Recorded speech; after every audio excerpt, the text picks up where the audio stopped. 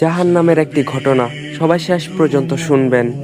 এমন একটি দিন আসবে যেদিন মানুষ কবর থেকে উঠবে কাঁপতে কাঁপতে।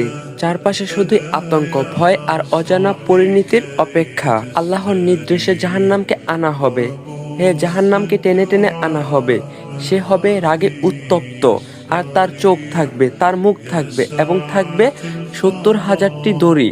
প্রতিটি দড়িতে থাকবে 70,000 ফেরেশতা, যারা তাকে ধরে রাখবে।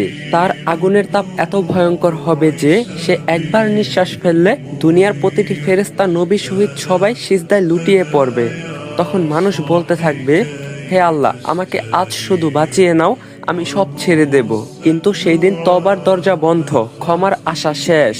একজন মুমিনাকে তার চুলের একটি অংশ খোলা থাকার কারণে জাহান্নামের আগুন তাকে স্পর্শ করবে। একজন পুরুষকে তার চোখ দিয়ে হারাম দেখার কারণে জাহান্নামের আগুন ধেয়ে আসবে। কারো জিহ্বা, যা দিয়ে সে গীবত করছে, মিথ্যা বলছে, সেই জিহ্বা আগুনে পোড়ানো হবে। সেই হাত যে চুরি করছে, হারাম স্পর্শ করছে, হাতে আগুনের শেকল পরানো হবে। সেই পা যে হারামের দিকে গেছে, সেই পা টেনে নিয়ে যাওয়া হবে জাহান্নামের দিকে।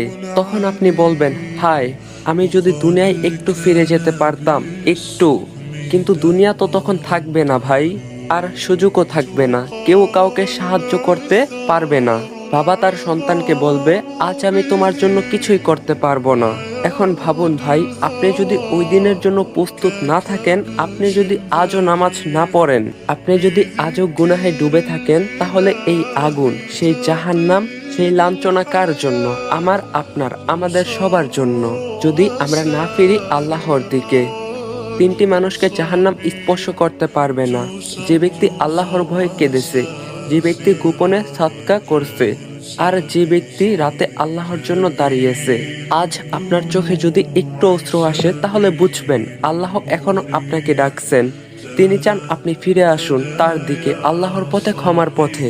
আজই ফিরে আসুন, কারণ কাল শুধু একটি আশার নাম, কিন্তু কোনো নিশ্চয়তা নয়। প্রায় অনেক দিন পর ইসলামিক ভিডিও নিয়ে ফিরে আসলাম। ভিডিওতে 3টা করে কপি লিঙ্ক করবেন, লাইক করবেন, আপনার বন্ধুদের কাছে শেয়ার করবেন। আসসালামু আলাইকুম।